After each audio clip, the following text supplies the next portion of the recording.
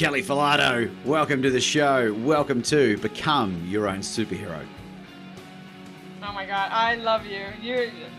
I just love your show and I love who you are, Laban. And I'm really honored to be on your show. So thank you. Well, that might be the greatest response to any introduction I've ever given on the podcast before. Well, you did say your show is unorthodox, so what the heck? It is, and this is why we love people like you, Kelly, because unorthodox is my middle name, and I'm hoping it's going to be our audience's middle name today as well, because we have a ripping show for you. Kelly, I want to start off with a really, really interesting question, and I hope that you're in a position to answer this. And my question is this: what is your definition of an ugly person? Oh, you went deep right away. Oh my goodness, what is my definition of an ugly person? Well, I'm going to give you the new definition of an ugly person. Okay, because you know my story of me getting burnt as a burn survivor, and I always grew up as being the ugly person. And I remember as a teenager that I was being stared at, I was being teased, and people were calling me the Scarface girl. And I even walked past my teacher's desk and someone had drawn a picture and it was a circle with scribbles all over and it said Scarface girl. And I knew it was me, right? Because there's nobody else in my class that was Scarface. So to me, growing up, an ugly person was someone who was like me, someone who was full of scars. And in fact, I used to think that everybody was more beautiful than me. And, I remember growing up and thinking, well, someone who has glasses, all they have to do is just get contacts and they're no longer 4 eyes. They lose their label, right? Or someone who's overweight just needs to go and lose all their weight and they're no longer the fatty 2x4, right? They lose their label. But me, I knew that because I was going for surgeries every 2 years and my scars weren't disappearing, I knew that I would always be the ugly Scarface girl. And so as a child, my definition of being ugly person was someone like me that was covered in scars. So my new definition, though, of an ugly person is a talk that I gave at TEDx. And when I did my TEDx talk, I wanted to prove that ugly could actually be a beautiful word.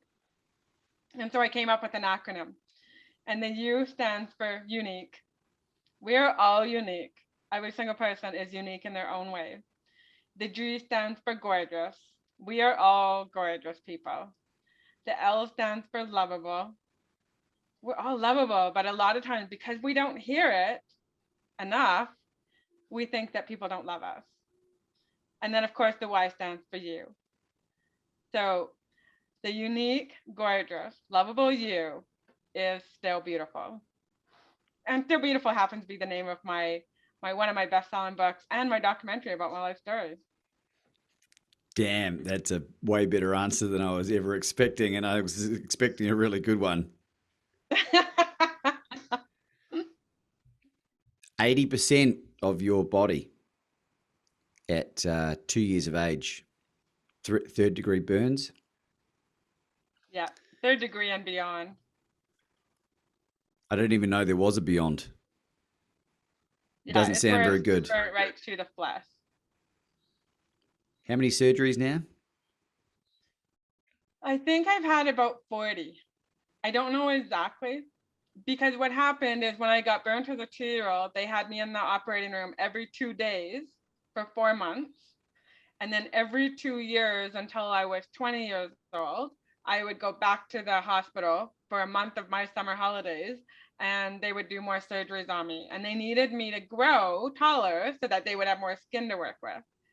And then about 5 years ago, I started laser surgery. And so they've been doing some laser surgery on my chest scars and a little bit on my face here and my neck. And there's a new technology out there. And basically what they do, Laban, do you know when they aerate the lawn, they pull out the trunks of grass and it looks like you have a bunch of dog poop all over your grass. Well, they can do that with scars. So what they did was they would take the laser and they would shoot it into some of my scars, and it would pull the old dead scar tissue out, and it would allow new skin to grow. And that was how I got even some more mobility with my scars. So yeah. Wow. Wow. I I want to ask you a real interesting question. If you could go back to the day before the burn happened, knowing what the outcome was going to be and change the outcome of your life to not be burnt for 80% of your body at third degree and beyond, would you do it? That is a fascinating question. And if you were to ask me that question when I was a child, I absolutely would not have wanted to be burnt. I wouldn't, right? I mean, I was teased, I was bullied, I was the Scarface girl. I didn't have my first kiss till I was 18. None of the boys wanted to dance with me. It was rough. It wasn't easy. And but if you were to ask me now as an adult, and now when I get to look back at everything that's happened to me, it's not a tragedy, right? When you think about, I got the Woman of Distinction award. I got now I'm up for the Entrepreneur of the Year award, right? Like last year, Global Television named me as most inspirational person of 2020. I've got the medal from the Queen Elizabeth. I've got, I'm an 7-time best-selling author. All of these amazing things have happened to me in the last 10 years. So when I look back, it would be horrible for me to say, no, I wish I didn't get burnt, because none of these incredible things would have happened to me if I didn't get burnt. So I believe that our tragedies or our challenges that happen to us are meant to happen to us so that we can learn the lessons and we can teach other people how to love who they are or how to get through their tragedies. And I'll never forget, my son, he was violated by a girl, and he was only 14 at the time. No, 15 at the time. And what happened was one day he says to me, and he was really upset. He was suicidal, and it took him a long time to get out of it. And so he said to me, Mom, why did this happen to me? I didn't deserve this. And I said, you're right. You didn't deserve this. But did I deserve to get burnt as a 2-year-old? He goes, no. And said, and what am I doing about it? He goes, well, you're helping people. You're teaching people. I'm like, exactly. So maybe this happened to you so that some other young man going to be able to come to you, and you're going to be able to teach him what you did to get through this. And he goes, I get it. I get it.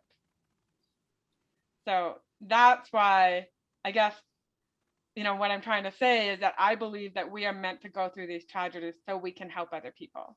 And we have a choice. We can either see them as a gift and do something with it, or we can use it in our life to hold us back.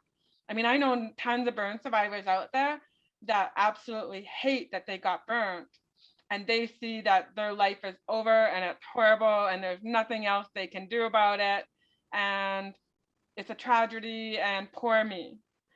And I could be that way, but I choose to see the gift in my tragedy, and I choose to say, you know what, I'm going to help people. I want people to understand that just because you have scars on your body, it doesn't mean that you're not perfect, and doesn't mean that you're not beautiful, and doesn't mean that you can't have a great life. I mean, look at all the stuff I've done. And I've only done it because I took the step forward and made it happen. And you're just getting warmed up, Kelly. You are just getting warmed up as well. And it is so damned inspiring for me, because what I see in the world right now, especially with what's been going on, is this victim mindset, this victim mentality for people that are in a position that you could say would be 1,000 times better than what you went through.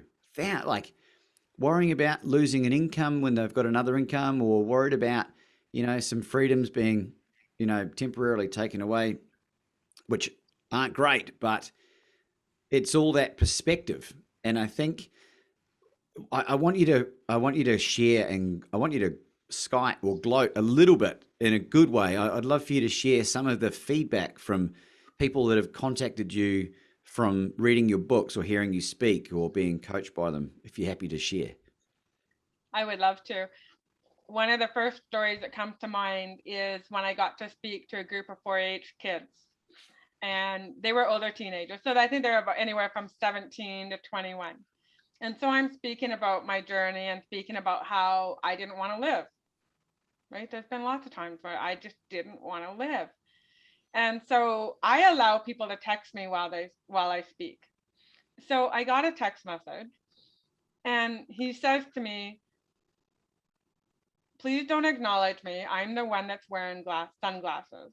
And the reason I'm wearing sunglasses is because I'm crying, and I don't want anybody to see me crying." He said, "But you have helped me." He said, "No, I've been very suicidal. And just listening to your story makes me want to live one more day." And I was like, oh my gosh. I had no idea that my story impacted people that way.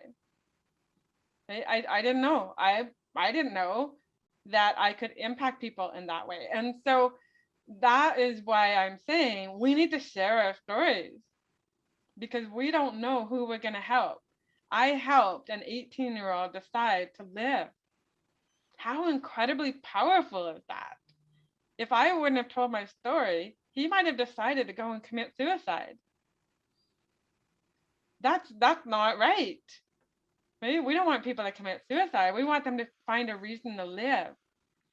And that's why I think we're on this journey, is to teach people why they should live, and what we can do and how we can help people. And that, to me, is what life is about. We need to focus on the good in our lives, not on the poor me, I'm such a victim. Focus on the good stuff. I mean, I've lost a baby. I held my dead baby. And people are like, oh my gosh, right? Like, and I'm like, yeah, but guess what? Now I have twin boys. I never would have had the twin boys if I would have had her, because we would have stopped at having two girls. And so I could say, yeah, poor me, it's so horrible, I lost a baby. Or I can say, you know what? Here's the gift in that. I now have twin boys that I never would have had if we would have had her. This is so wonderful, and it reminds me of an amazing experience that's happened in my life just recently, Kelly. And it's a book that I was inspired to read by a good friend of mine, Vanessa Brewers, who's an executive coach and is an author as well.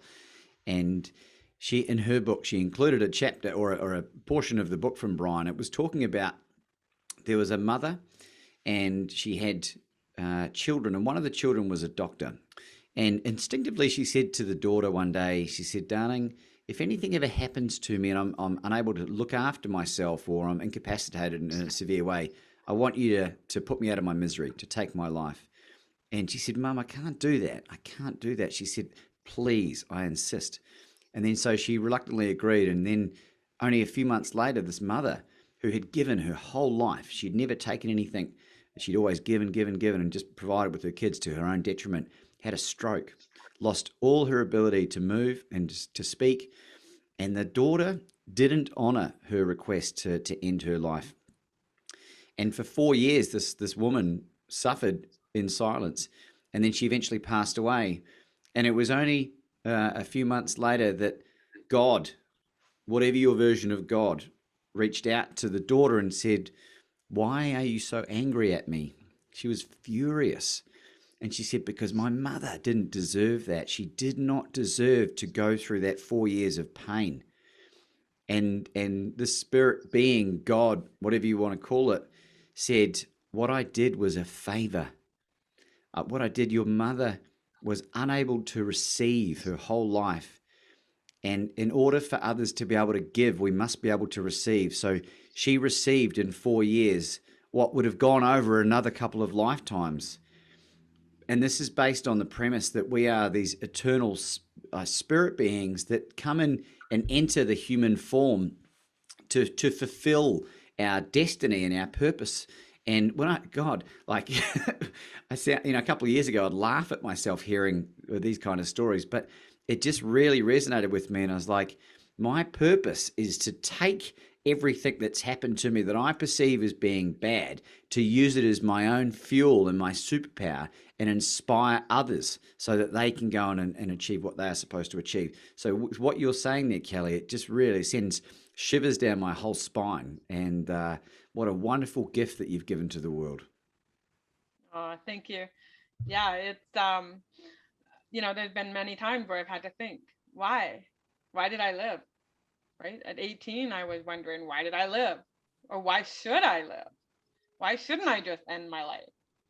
And I remember about 8 years ago, I went through a really rough time, and my ex-husband started the divorce proceedings, and so I was only able to see my kids every second week.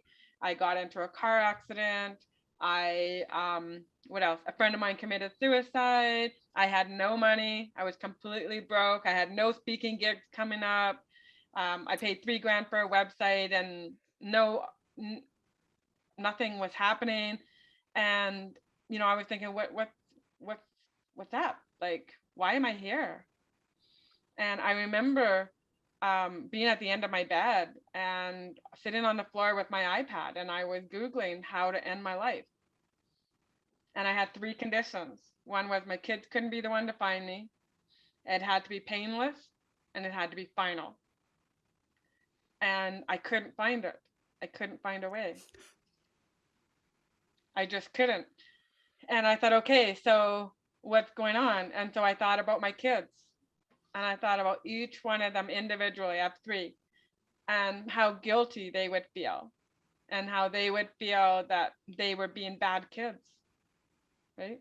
My mom would feel guilty because she didn't help me enough.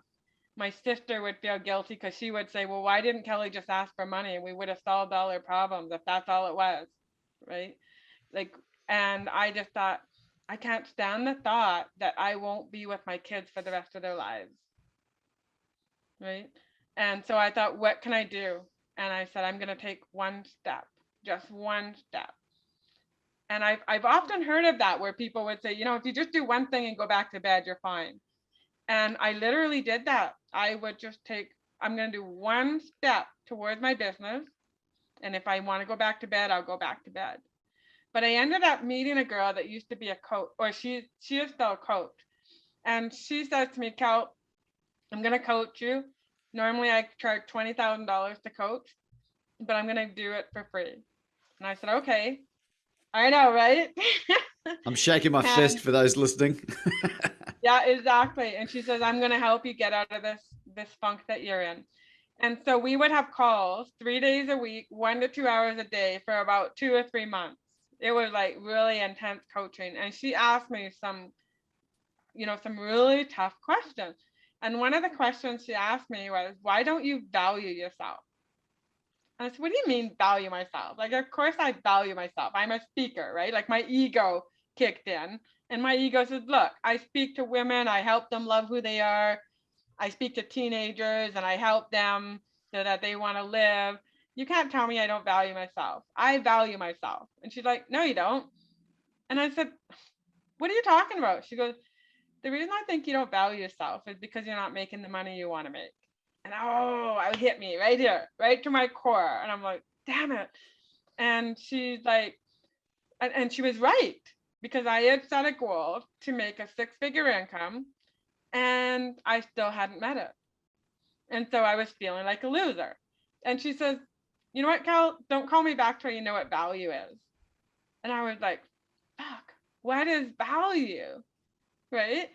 And she's like, so I'm thinking, okay, so if it's not money, what is it? Right?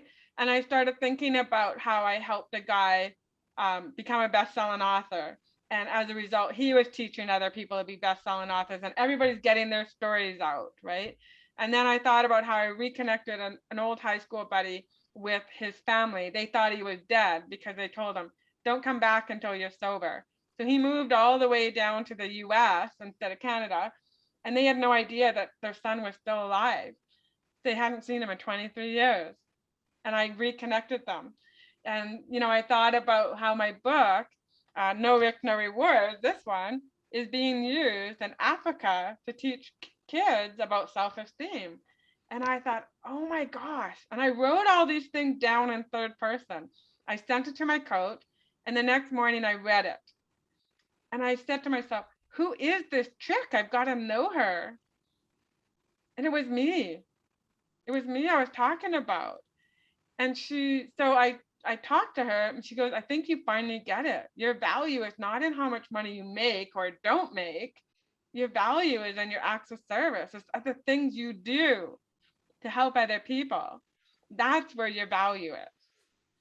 And so that was such an incredible lesson for me, because I just had no idea that my value had nothing to do with money. Because in my family, I'm not a millionaire, whereas my siblings are, and I'm the oldest. So I'm thinking I should be taking care of them.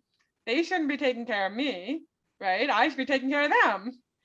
And so it really hit me that my value has nothing to do with money. I'm not sure if I answered your question, but anyway. You couldn't have answered it more beautifully if you tried, Kelly. And the timing of this insight for me personally is absolutely like astonishing, and it's a wonderful lesson for anyone listening as well, because what you've done, in my humble opinion, is by conquering this mindset about being a victim and taking ownership, you're now living your purpose, right? You are living aligned with your core values and belief system. And I think when you do that, well, I know when you do that, it creates its own energy. And then the universe just conspires to help you with this stuff. And if you tried to put a dollar amount on the one family that wanted their son back after 23 years, like you think about the money that people would pay a ransom to have their child back. What value could you put on having your son back? And then what value could you put on the countless children in Africa and the boy who stopped killing himself and all this other stuff? Like, you're talking infinite amounts of dollar amount, if you could even quantify it, which you can't, right? And then the universe just gives you back a portion of that, and all of a sudden you're, in the running for entrepreneur of the year. and a best-selling author, and an executive coach, and inspiring a whole generation of people. And I think that's the whole wonderful lesson here for people listening. This is the benefit. This is the financial benefit of owning your demons, owning whatever bad things have happened to you, and you just are the epitome, in my opinion, of that. Oh, thank you. Yeah, and that's the whole thing. And my goal is for other people to see that in themselves, not me. See it in yourself. See that your story is your journey, and we're meant to live a journey. Like if we were just, didn't have any problems or any situations to deal with, how boring would that be? So Right? Like boring. we need to go through these challenges so that we can help other people.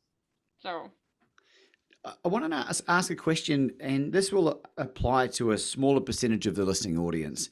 And it's anyone that has been physically disfigured in whatever capacity that might be, whether it be burns or car accident or having acid thrown on their face, whatever led you to listen to or to consume this interview today. What is it about the loving yourself that allows you to be loved, that's so important if you are to meet a partner, to meet someone, to have an actual relationship with someone intimately, etc.? oh my gosh, I don't even know how to answer that, because because I've been in the dating world for 10 years, right? It's just I've had men say to me, yeah, your scars would bother me, I can't date you. I had a man say to me, he texted me and he said, no, he said to me, do you like to kiss? And now at this time I knew that meant something. I didn't know exactly what he meant, but I wanted him to clarify. And I said, so then he said, well, do you like to kiss all night? And I was like, okay, now I know where you're going. Now I know what you want. And I said, yeah, I do, but I kind of like to get to know the guy a few times before I decide if I want to do that or not. And he texts me back and he says, you're no beauty queen, right? And I was like, oh, oh my God, like, are you stupid, right? Like, I don't like calling people stupid, but I'm like, but Except this guy. seriously, you want to get in my pants and you tell me I'm no beauty queen. Like, really? Like, you honestly think that's gonna make me wanna like sleep with you? Like, really? And I read the text message 3 times over to make sure that's what he really said. You're no beauty queen, right? And I'm like, seriously, dude, like, how can you be so stupid to say something like that? And so I'm laughing, right? I'm laughing. And I said to him, you're right. I am no beauty queen in your eyes, but I'm beautiful in my own eyes. And that's all that matters to me. Click, gone, right? Like, I have no time to waste with people like that. Right? Like, I don't give a shit. Like, clearly it's not going to go anywhere because I'm strong enough to know that I'm not going to be with a man who's going to, degrade me in the first 3 text messages. Right? Like, seriously, I was really quite annoyed. And then I thought to myself, okay, why did this happen? And I'm like, you know what? I have some great new speaking material. This is awesome. I love it. And I'm like, this is awesome. I've got another story to tell. It's like, I'm not going to let some guy treat me that way. I mean, if this is the way he's treating me now, this is just not going to go anywhere. Right. So, you know, it's interesting because I also look back in school and I think about, why didn't I have a boyfriend in school? Right. Or why is it that the guys I like didn't like me? And it wasn't that they didn't like me. It was that, attraction is a big thing, right? Like, if you're not attracted to someone, you're not attracted to them. You can't force that to happen. So that was a lesson that I had to learn, was that it's okay if someone's not attracted to me. I'm not attracted to every man that I see, right? So that was one of the lessons that I had to learn.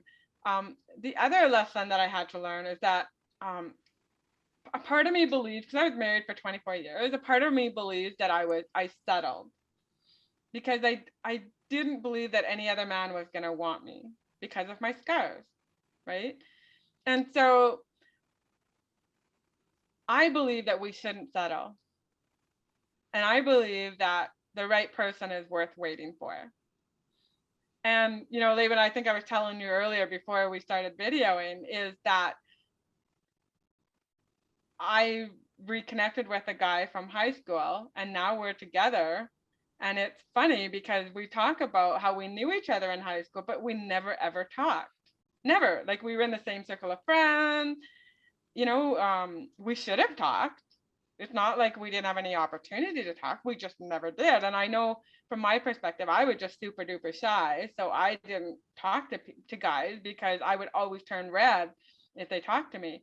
And then he was dating a couple of my friends, and plus he was a jock, so he was on the hockey team and all that. So we just never really connected. So it's so cool that Facebook suggested that we should be friends, and now 38 years later we're together, and it's a beautiful thing. But what's so cool is that he tells me constantly that my scars don't matter to him, that he loves me for who I am, and it's never ever been an issue, which is so cool because I've struggled with that with, in the dating world.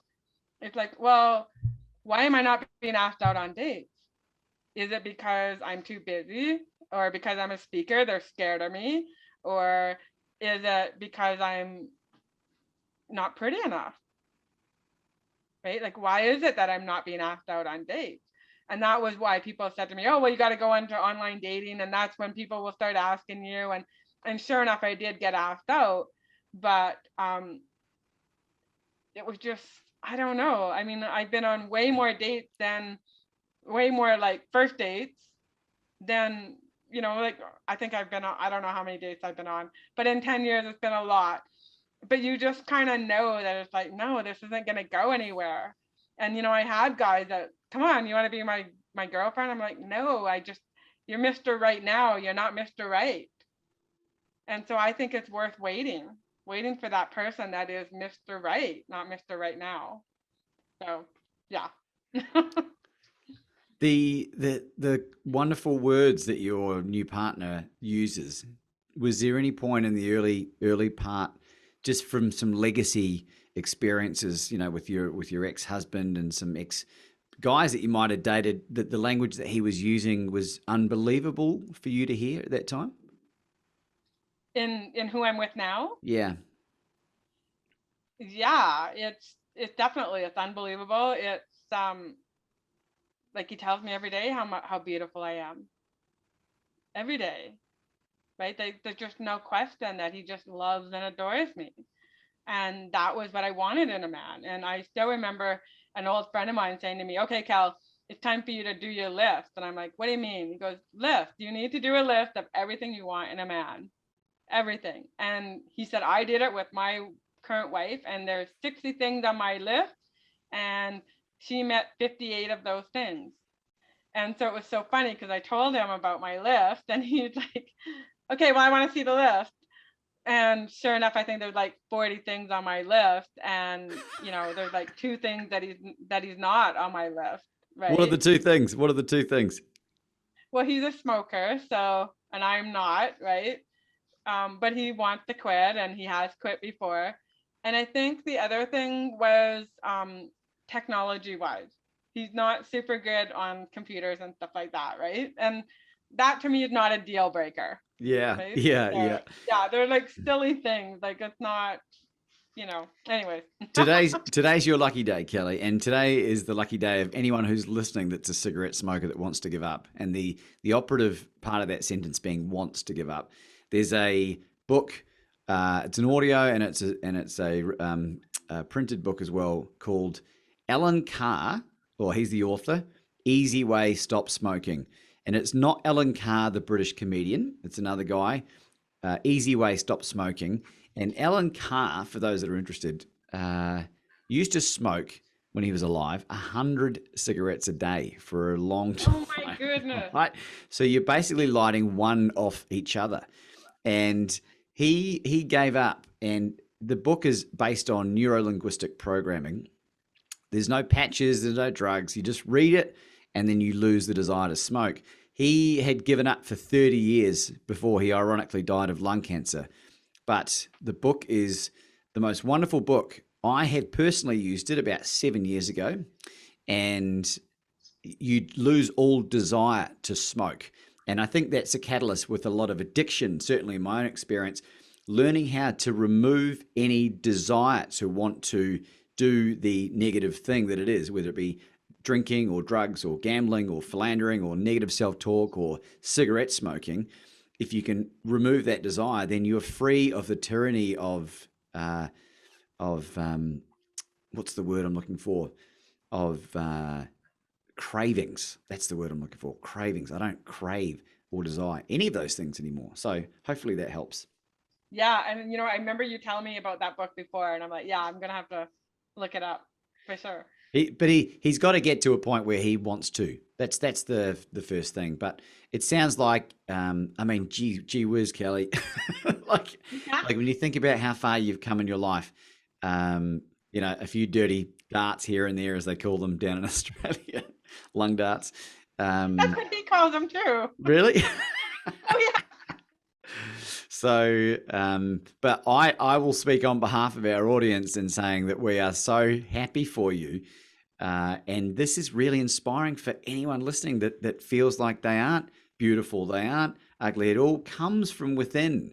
And yeah, you got to deal with some people that, we are hardwired evolutionarily to look at symmetry and to look at people that are genetically good breeding material. But I think there's another layer as well that exists that I've certainly had relationships in the past where I developed a deep attraction for someone as I got to know them. And they were someone that on the surface of it, initially, I wasn't really attracted to at all. Just keen to hear your thoughts on that. Yeah. On Okay, on developing. On just a growing attraction rather than like a pow, like physical lightning bolt. Well,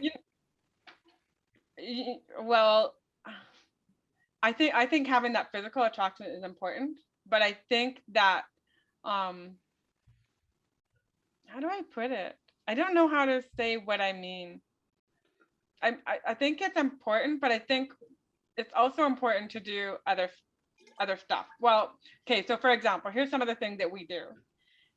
And we noticed it just like a month ago that every night before we go to sleep, we talk for like an hour to 2 hours. No matter how tired we are, we talk and we're like, holy, like we spent all day together. Why? How can we still find another hour or two to talk? And then, so we find that really fascinating. And then the other thing we do every night without fail is we always say to each other, what was your favorite part of today? And it makes us think about all the good things that happened during the day. And then the third thing we do is we have a journal now. So we both have journals and we can write in each other's journal, whatever it is, because we were finding that so many incredible things were happening and we were so happy and we laughed so much. And we're like, you know what? We don't want to forget these memories. So let's journal about them. And so that's something that we do is we journal about all these happy things. And so it feels like every time, like every day, we just love each other even more because we're doing all these positive things. So You know what I smell, Kelly? I what? smell an eighth book. A nice book. And Oh no, my goodness. an eighth book. I smell a book about dating with disfigurement, or how to meet the person of your dreams when, something along those lines. What do you reckon? Well, you know what? Maybe we have to collaborate because I remember you telling me the story about how many dates you went on. It was what, 50 dates or something? And 150 in 2 years. 150 dates. So I think we should collaborate and do a really cool book together. Because then you could have the men's perspective and I could have the female perspective. Do you know That what? would be cool. That'd be a kick-ass book. I tell you what, it'd be raw AF, and I think really needed. It sounds like an absolute minefield trying to date and meet people these days. And the closer we go back to an organic way of meeting people, I think the better. They've commoditized the art form of dating, and I certainly felt that when I was in the throes of swiping left and right, that it was a commodity in many cases, which sounds really terrible, but that's what happens when you sort of dehumanize the whole experience. What you're dealing with is a soul and a human being and someone who can love and change the world. And you're right. Maybe we should do this book, Kelly. What a great idea. Well, you're right about how we need to get back to that realness. But the one thing that I found is that when I was dating, I felt like people weren't asking me, like people that I knew weren't asking me out. And I was like, what's going on? Like, why won't people ask me out? But then I'd go to the dating site and I'd get asked out all the time. So then it's like, well, what is it? And it was interesting because even going back to, my guy Rod that I'm with now, when he first asked me out, I was like, okay, is this a date or is this just two high school buddies getting together because we hadn't ever talked? So I was confused about what is this? And it was funny because I talked to one of my guy friends and I said, okay, he's asked me for dinner at his house. Is this a date or just two high school buddies getting together? And he goes, Cal, I think you know the answer. It's a date. So it was confusing for me because I knew if I was talking to somebody on the dating site, I knew that that was a date.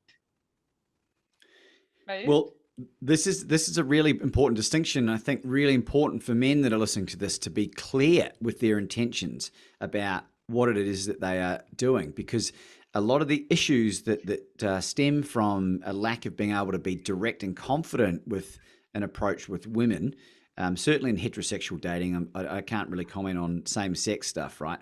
But if you are intentional, Callie, I would be honored, or I would love to take you out for a drink. Or like I went up to Anna and my darling fiance of 3 years now, and I went up to her in the streets of Melbourne and I said, excuse me, but you are stunning. And I wondered if you'd have a drink with me one time. Like, there's no doubt in her mind, at least, what my intentions are. It's not is this a friendship thing? It's like, this guy is red blooded and he's ready to go. And so all the clarity was right there. Yeah, exactly. And it's funny because after about a month of that, of us getting together for dinner at his place, it was interesting because about a month I said to him, okay, I'm just curious. Okay. And this is a text I sent him. I'm just curious what your intentions are. Are you interested in just being a friend? Are you interested in being a fuck buddy? Or is are you interested in something more? I'm just curious. I'm happy with all three, but I'm just curious. Well, that threw him for a loop because he's never been asked that before. And he thought I was asking, do you want a commitment? And that's not at all what I was asking. I said, look, what are your intentions? Right? Like, I'm just trying to figure out if there is something more, or if not, I'm happy with any of those. But we've had lots of talks about it, and he's like, yeah, you're right. It was like intention, right? So I said, I don't know. No, it's a but really great but it was, distinction. Sorry, you go. yeah, no, but it became very clear that he was into me because of, some of his emojis he was texting and that kind of thing, right? So then I was like, okay, he's into me. Okay, so let's just be patient, right? And see where it goes. So yeah. And this is just a learning thing for both sexes, I think, because as my confidence grew within my own internal beauty, right? And because it was only when I was able to really truly love who I am, is that I met Anna, and she was able to love me, right? And and so that freedom that it created within me to be overt in my, I wasn't holding back in my interest, in my desire, because Anna made me really wait. Like, even to kiss was like 5 or 6 dates, which is not something, I was Don Juan DeMarco on my online dating stuff. I'd like, slaying women left, right, and center, which sounds terrible. And it is terrible. But this is something I was used to. And I was like, well, something's different about this. And I became very intentional about how I felt about her, and she with me. And it's a great lesson for anyone that's ambiguous about, and it's usually the feeling is that they feel that feeling of intention, but they're unable to free themselves and just go with it. And what they don't understand is that your person at the receiving end of that will take that, and then they'll reciprocate it in a way that you can't even really fathom. Right. Yeah. It's been a fascinating journey. It really has been. Right. And yeah, and there's lots of times where we thought, why did we wait so long, or why didn't we get together sooner? And we've been in so many different positions where we could have met sooner, but we just never did. And so that fascinates us too, is because we hung out at the same bar and never saw him, right? So yeah. Anyways, it is very fascinating. The whole dating world these days is very fascinating, and yeah, it's cool. It is. Well, you're fascinating, and I know people listening are fascinated by you. Where on God's green earth can people find you, Kelly? Well, they can find me all over the place. I'm mostly on Facebook. That's my favorite place to hang out. So you can go to Kelly Woodhouse Falardeau. You'll find me there. You'll find me on my website, which is kellyfalardeau.com. Or if any of your listeners are interested in a free gift that I have, they can have a free 30-minute call with me. And also, I have a free blueprint on how to publish their first book. And so that they can get at www.7stepsauthor.com. And that's where they can access me there too. So. And all of those wonderful links will be listed below and in the show notes as well. Kelly, do you have any concluding thoughts for our audience today? Oh my God. I conclude every single podcast with a quote that I made up. And the quote says, "Dreams are meant to be found, not tucked away in dreamland." Ladies and gentlemen, Kelly Falardeau.